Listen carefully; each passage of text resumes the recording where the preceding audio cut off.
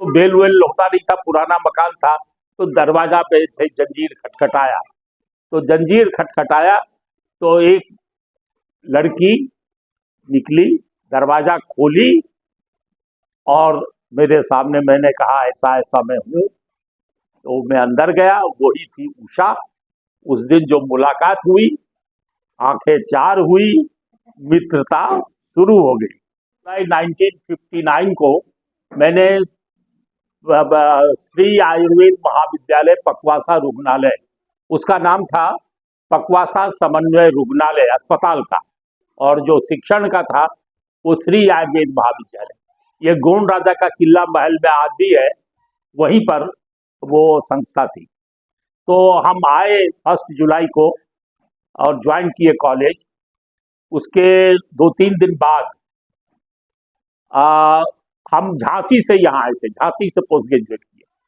तो जब हम झांसी से यहाँ आ रहे थे तो एक हमारे पार्टी के कॉमरेड थे, सांडिल लेकर के, कॉमरेड सांडिल, उन्होंने कहा तू नागपुर जा रहा है तो मेरे एक रिश्तेदार वहाँ हैं, तो वो तुमको मदद करें। तो वो हमको चिट्ठी दे दिए और मैं 3 या 4 जुलाई की बात है, 1 जुलाई को ज्वाइन किया, 3-4 जुलाई को। तो वो थे हरिनारायण सोनी, एडवोकेट हरिनारायण सोनी। ये मोदी नंबर 2 में उनका घर था, स्वर्णकार समाज के। तो हम गए वहाँ, हम वहाँ गए तो तब तो बेल वेल होता नहीं था, पुराना मकान था। तो दरवाजा पे से जंजीर खटखटाया, तो जंजीर खटखटाया तो एक लड़की निकली, दरवाजा खोली और मेरे सामने, मैंने कहा ऐसा ऐसा मैं हूँ। तो मैं अंदर गया, वही थी उषा।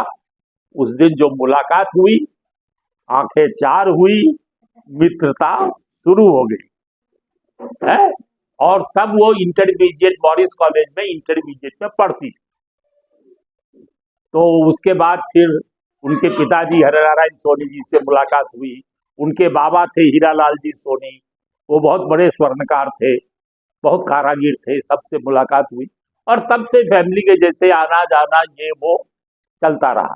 62 में फिर हमारी उषा जी बोली कि बाबूजी हमारे लिए लड़का ढूंढ रहे हैं। मैंने कहा ये तो गलत बात है। तो मैंने बाबूजी से बोला, उनसे, हरिनारायण सोनी जी से, कि बाबू मैं उषा का हाथ आपसे मांगना चाहता हूँ। बहुत नाराज हो गए और हमारा आना जाना बंद कर दिया।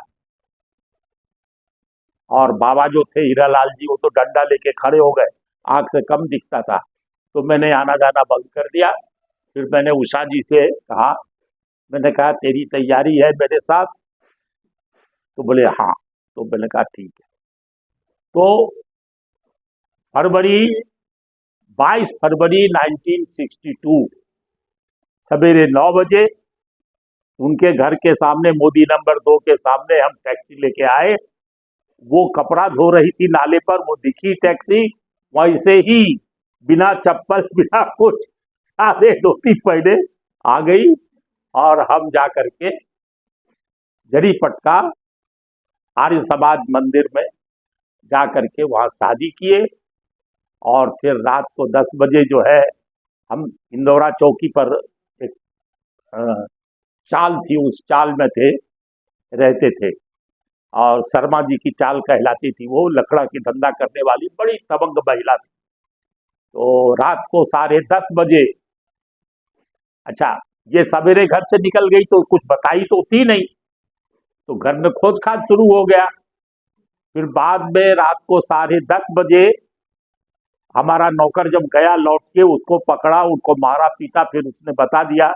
फिर उसको साथ में लेकर के आए, कुछ दारू उरू पी करके 2-4 लोग थे और लाठी डंडा लेकर के आए, आवाज दिए। तो मैंने उषा से बोला, मैंने कहा मैं दरवाजा खोलता हूँ। बोले नहीं, मार डालेंगे वो, बड़े दारू पिए हुए लोग हैं। तो उषा ने खिड़की खोली और बोले बाबू मैंने ऐसे ऐसे शादी कर ली है, फलाने जगह हमने फलाने मंदिर में शादी की, वहां जा करके आप लगे तो पूछताछ कर लीजिए। अब इतने में क्या हुआ, वो जो शर्मा बाई थी उसको जब आवाज सुनाई पड़ी तो वो लकड़ी का टाल था, उसने जो डंडा लेकर के आगे खड़ी हो गई। कौन आया रे? है हमारा अच्छा शादी करके आया है आज, तू कौन है क्या है? फिर वो डंडा लेके तो सब लोग भाग गए। तब से हमारी शादी हो गई और शादी के बाद 1962 फरवरी में, और तब से लेकर के हमारी जिंदगी चल रही। हमारी 3 बेटियां हैं।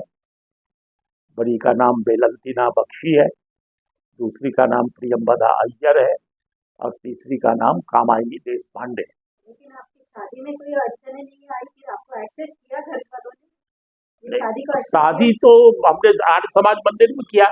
अड़चनी तो दोनों थे। हमारे पिताजी ने हमको बोले तुम हमारे लिए मर गए, उनके पिताजी ने कहा तो आने का सवाल ही नहीं, उनके लिए भी वो मर गई। लेकिन बाद में फिर सब ठीक हो गया।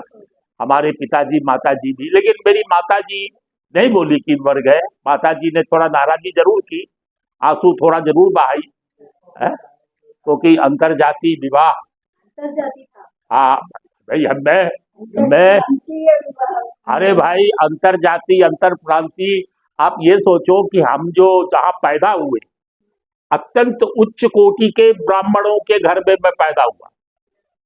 हमारे पिताजी गुरु थे, गुरु होते थे। यानी आपको कहूंगा तो आश्चर्य लगेगा, मैं पिताजी ने मुझे संस्कृत पढ़ाया, मैंने अंग्रेजी स्कूल में पढ़ाई नहीं की।